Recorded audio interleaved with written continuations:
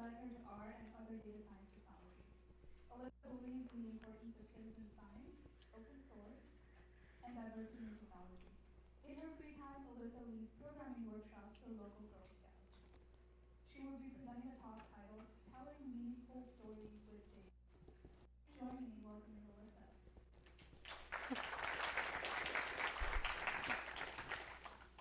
Thank you so much for that wonderful introduction, and thank you all for taking the time to attend my presentation today. I'm just honored to be here today presenting to you, telling meaningful stories with data. So everyone loves a good story, especially the story of how we went from building the first airplane and flying the first airplane to landing on the moon in 66 years' time, less than a lifetime. Stories, whether in the form of movies, epics, songs, or myths, they interest us, they bind us together, they get us in touch with deeper messages and feelings. Dr. Jennifer Aker of Stanford, who specializes in cognitive research and buyer behavior, says that the human mind is designed to learn from stories. So if you want to educate someone, inform someone, or influence someone, the best way to do that is to tell them a story. As data scientists, we need to be able to influence. We have data and insights that can shape the direction of a business, or on a much grander scale, the world. But all of our insights are for naught if we can't convince the leaders in our organizations to act on our insights. So as data scientists, how can we influence? How can we tell meaningful stories with data? Well, we start with the principles of good data journalism, which happen to also be the principles of good data storytelling. So data-driven journalism is a process. We, of course, always start with the data, and then we filter it, we organize it, we munge it, we clean it, and we visualize it, and we often go back and forth between these three initial steps. But as we work with the data more and more, we build more and more of a story with it. And as we work with the data more and more and develop our story more and more, that data has a rising value to the public. Now, an excellent visualization begins with a goal. This roadmap will lead you to your visualization goal. Here at NASA, we use this roadmap and other roadmaps that I'm going to show you in previous slides to go from just an image to a great visualization and great data story. So in this roadmap, we start with the business requirement or business need. Is the data best represented by a narrative or a graphic or a number? And then we move into mapping that requirement to these 5 attributes. And by far, the most important of these 5 attributes is the audience, who you're making this story for, who you're telling this story to. And in the audience, there are several different types of personas that you have to keep in mind. These personas have different perspectives of time. Can you still hear me? Okay. Sorry, I just heard a drop. Okay. So, for example, higher-ups like VPs have a more abbreviated sense of time, whereas data engineers and data scientists like us, we tend to have a more longitudinal view of time since we work with data a lot more. We look at cause-effect relationships. We look at time series. And yeah, orienting visualizations around your audience or personas is just a very effective technique. And as you think about how your audience and personas think, then you should apply the best practices of the use of visualizations, which are briefly described on the right, but are more detailed in the next slide. So this is a lot, but we're going to start in the middle of the left-hand side. We're going to start with ease of human perception. We always want to start there.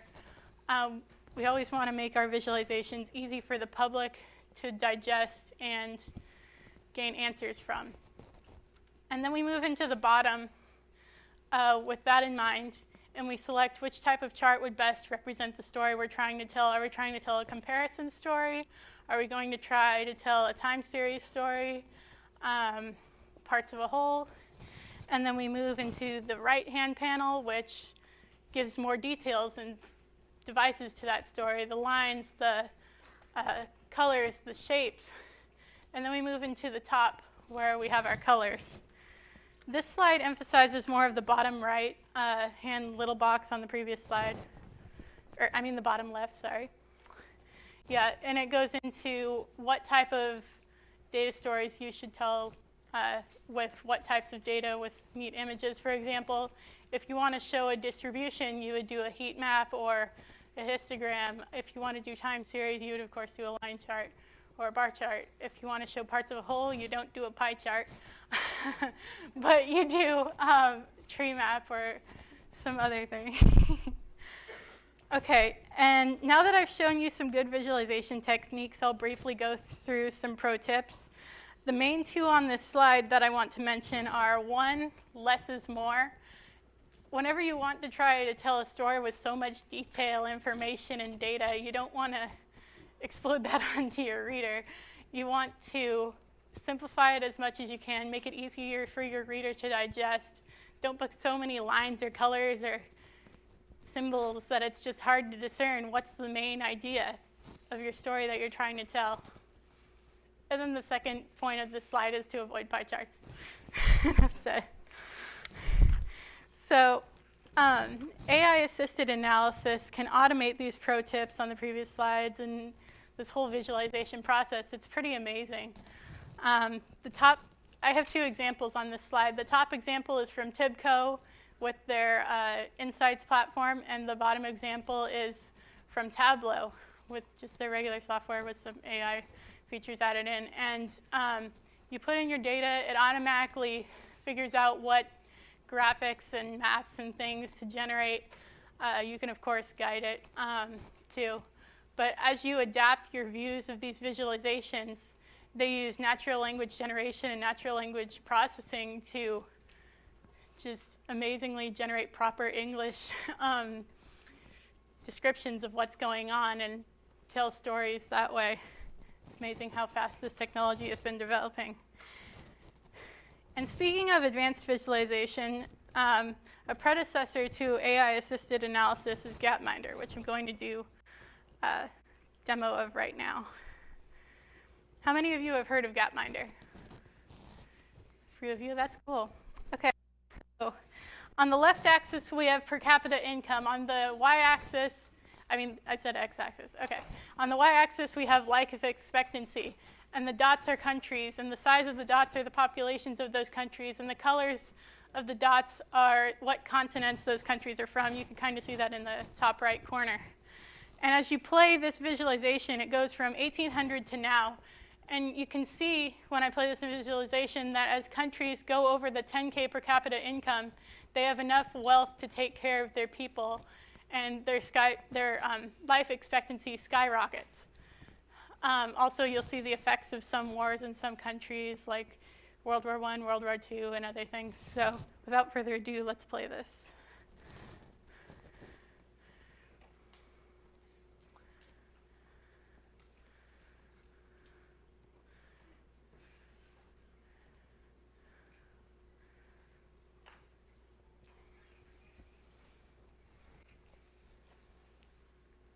World War I. World War II. You see there's a bit of a boom after World War II.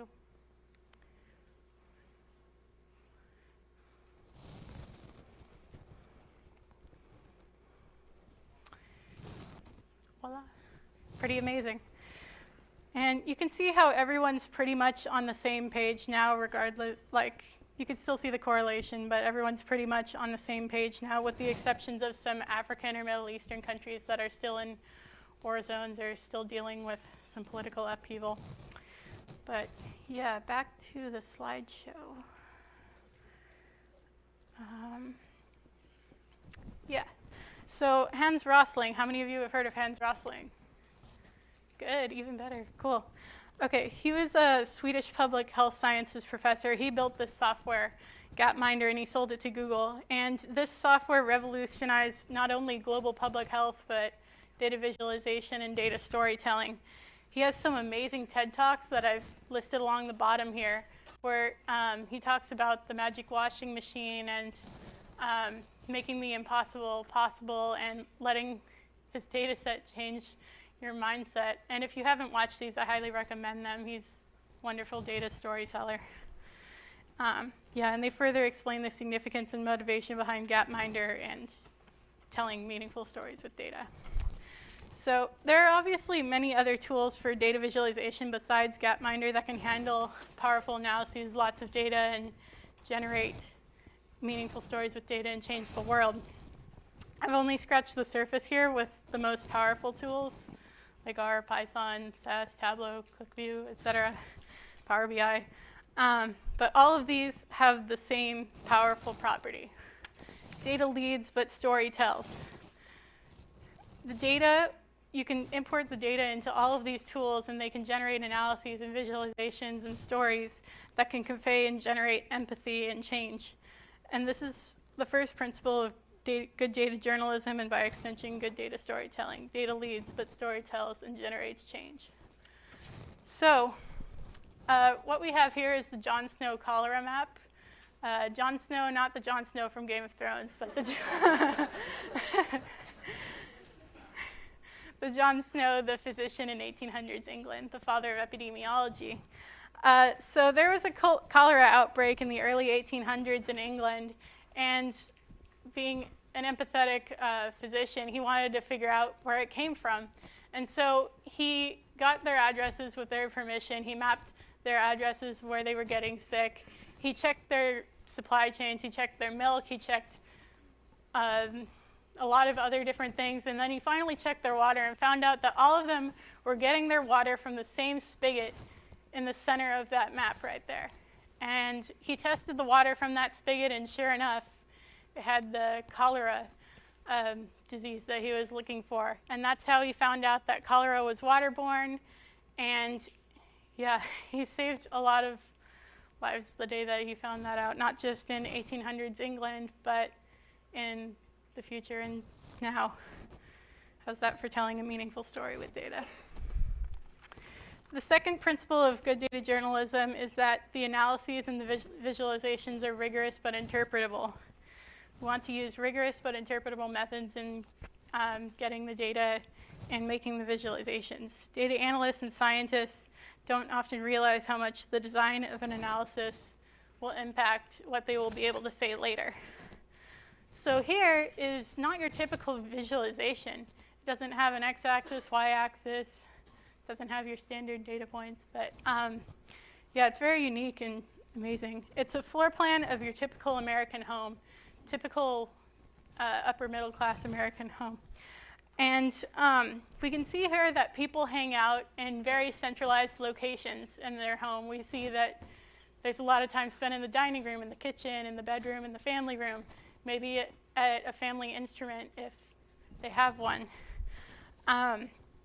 And this visualization in showing how families congregate only in small spaces in their homes is very contrary to the assumption in the American dream that bigger is better, or the McMansion phenomenon. And this answers the question that these data journalists were investigating: should we build better homes? Should we dismantle some environments with a lot of trees and to build these bigger homes? And the resounding answer from this visualization is no. Urban planners need to build smaller, more harmonious homes and preserve the trees and the environment surrounding them so that these people can lead healthier lifestyles too. Okay, and then the third principle of data journalism is to be accurate, be fast, and be transparent and independent. This is the visualization that led to the Challenger disaster in 1986. You can't really see anything from this visualization. You could see tons of logos of rockets. You could see O-ring temperature, but you can't see the numbers. And worst of all, the performance data of these O-rings is arranged by launch date rather than by the critical factor temperature. The typography is sloppy. There's just a lot wrong with this. And Tufte and other analysts have said that this made it all but impossible for decision makers to envision that a launch in weather below 66 degrees would probably involve O-ring failure. So going to the next slide, Tufte made a better visualization with the data points that he somehow extracted from that visualization. They only showed data in that visualization from 50 degrees and upwards. So they were doing a heck of a lot of extrapolating on that day to think that it would be okay to launch in around 30-degree weather. That's another bad practice. So we can clearly see that there's a correlation between cooler temperatures and an increased chance of damage. And if only they had visualized it with more clarity like this, emphasizing the important parts of the story instead of a lot of jumble that mixed the message, the shuttle would not have exploded 73 seconds after liftoff. So continuing in the theme of being accurate, fast, and transparent and independent, the Google News Initiative is making a major effort to equip journalists with tools for increased data veracity and accurate reporting. Some of them that you may have heard of are Google Trends, Global Forest Watch, especially important now in California with all the fires going on, and then the Election Data Bot, which does a lot of great predictions for local, state, and federal elections. You've also probably heard of 538, excellent website with Nate Silver. He covers a lot of sports statistics and political predictions if you're not familiar with that. Also ProPublica, which is like 538, but it's a nonprofit, and it strives to make the best analyses and visualizations available of social justice issues and political elections and things like that. I'll be including a few case studies from 538 and ProPublica later in this presentation. So, in data journalism, you need to be able to tell a good, compelling, meaningful story. To do this, you need the basics. You need your characters. You need your entities or people that you want to show with your data. You need your protagonists and antagonists. They don't necessarily have to be enemies or anything. The interactions between them just have to drive the story. You need a setting to keep it grounded and realistic. You need also a beginning, middle, and end. Otherwise, your visualization is not a story anymore, but it's just a picture, a still, frozen in time. Okay, so the three types of data stories that I'm going to be looking at today are outlier exposures, what's trending, and forecasting the future. So first, going into outlier exposures, sometimes the story lies in the outlier, where it takes the audience by surprise by subverting their expectations. I'm sure you could think of more than a few stories that involve that. Yeah, these outlier exposures are the bread and butter of data journalists. So right here we have an ESPN StatCast table with Mike Trout. Okay, this is a table of WAR, wins above replacement leaders, and WAR is basically a sabermetric of a player's aggregate contribution to their team. How much of a consistent asset are they to their team? And right there at the top, we have number 1, Mike Trout, with 7.8. Outstanding. He's always been an outlier. Number 2, we have Mookie Betts, who is also amazing. He's been having a Hall of Fame season at 7.5, and we, in third place, have Jose Ramirez with 7.2. Now, these three are outliers, and yeah, we'll be able to see more with this 538 graphic of how Trout, okay, as Trout goes with his WAR, so do the Angels. As Trout goes, so do the Angels. Yeah, the x-axis is season, y-axis is WAR. And it's interesting, this combination of table and graph, and how it not only continues the media's stories about just how great Trout is and how exceptional he is, but his road to the Hall of Fame, but it also blends in with the story of the Angels and their franchise history and things like that. So the second data story is what's trending. We want to spot and follow the trends. So this graph and some others that I'm going to show on this slide are from a study from ProPublica called The Color of Debt. And before I want to get into this, I want to define a term called garnishment, which means taken to court for debt, and that after being convicted in court, you have to pay 25% of your net income after taxes.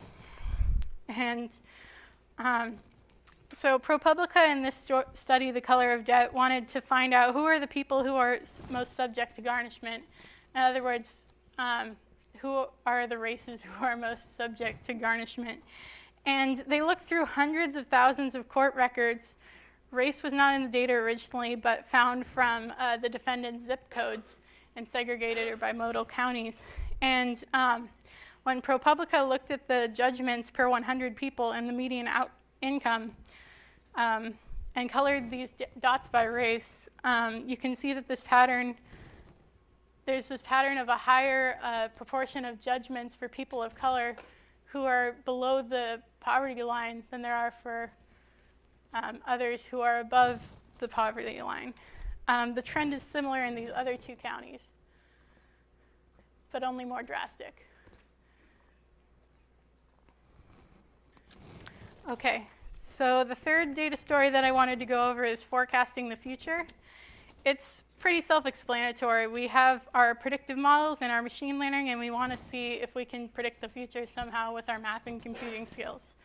So this is another study done by ProPublica. It's called Machine Bias, and it looks at the scores that are given by the criminal justice system that guess the risk of recidivism in courts in some jurisdictions.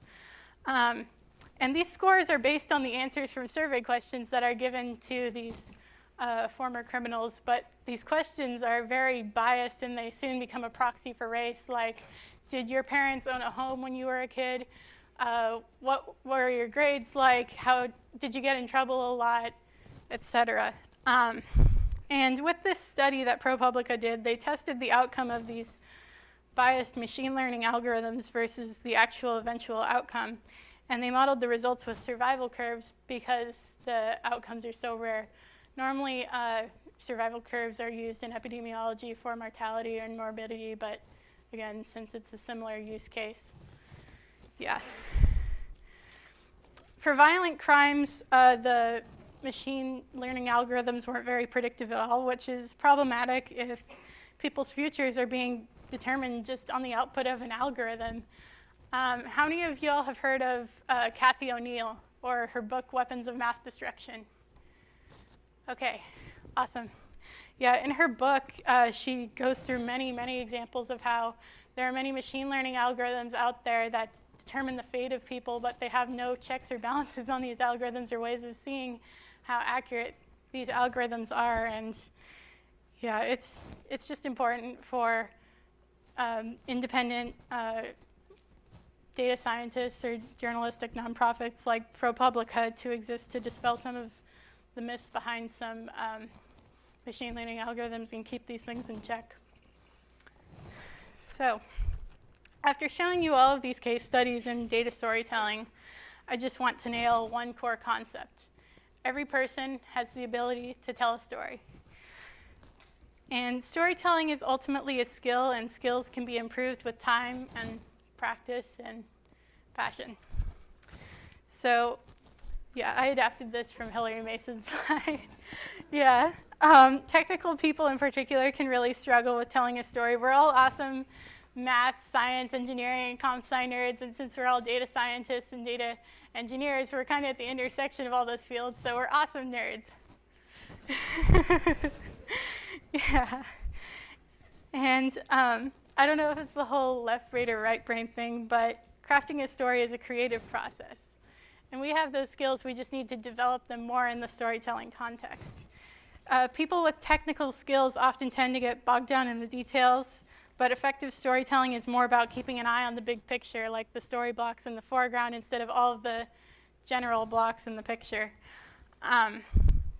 Yeah, you want to keep an eye on the big picture and fill in the gaps.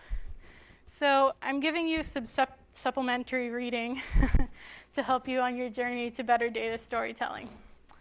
So I have some recommended reading here. Yeah, I'm more of an R person, so I recommended a few R books, like R for Data Science. It's free online by Hadley Wickham and Garrett Grolleman. It's an awesome introduction to data science if you're a beginner, or R if you're a beginner at that. There's Introduction to ggplot 2. Lots of other great visualization books on here, too, like The Grammar of Graphics. Excellent way to layer things on visualizations without overwhelming your audience and just keeping a logical sequence of things. Yeah. In addition to technical books, I'd also highly recommend Hidden Figures, reading that book, even if you've seen the movie. It's great. Also, there's some blogs on the left with beautiful beautiful visualizations. I mean, beautiful is even in one of their titles. Information is beautiful. Yeah, they do a great job of storytelling with data and creating informative visualizations. Start writing today. I made it. Blog about this conference. Blog about what you learned today. Writing provides clarity to your thoughts in general. You'll ask better questions. You'll be more articulate. You'll be able to provide better answers when asked about your work. Yeah, a well-written blog post or tutorial can really escalate your career to beyond what you can imagine. And as you start writing more and more, you'll find your unique voice. You need to write in your voice with your passion, your interests, your personal connections and anecdotes. Write with your voice. Don't be afraid of saying A or I in your blog posts. Make people want to act on what you say. And respect and serve your audience. That's who you're writing to, really. That's what you're making this story for. This is key to really connecting with people and thus influencing. If your audience consists of higher-ups and decision makers, they aren't going to care about the details of your 5-model ensemble or your feature engineering or whatnot. They're going to care about their business pain and how your visualization and analysis cures that pain. Target your audience's needs. If you don't know your audience's needs and connect with them, then you won't connect with them, you won't influence, and you won't create a meaningful data story. And I'll leave you all with this final thought. Create and share visual stories with intensity and passion, and you can make an impact. Thank you very much from NASA and myself.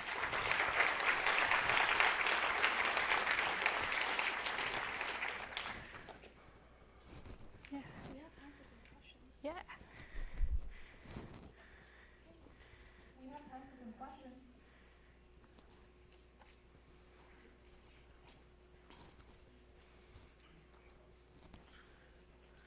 Very briefly back to Challenger. Mm-hmm. To what did the final report describe when did they, and I'm wondering if Americans go for it as I'm sorry, I couldn't hear your question. Could you repeat that? the Challenger, they had a final report. Mm-hmm. Who was blaming? I'm not completely sure. I'd have to get back to you on that. Was it someone early on expressed doubt about the Yeah, maybe. So you can't say whether they're going for it attitude.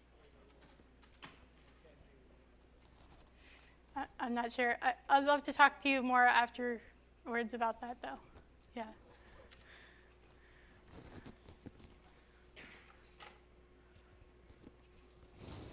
Any other questions?